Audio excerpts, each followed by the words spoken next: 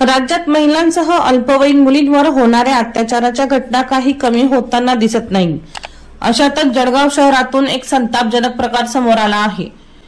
शहरातील एका 11 वर्षीय मुलीला घरात कोंडून 40 वर्षीय व्यक्तीने तोंड दाबून तिच्यावर अत्याचार केल्याची घटना घडली आहे। 17 दिवसांनी ही घटना उघडकीस आली असून या प्रकरणी संशयित नराधमाबाबत गुन्हा दाखल करण्यात आला असून त्याला मुंबईहून पोलिसांनी अटक केली आहे।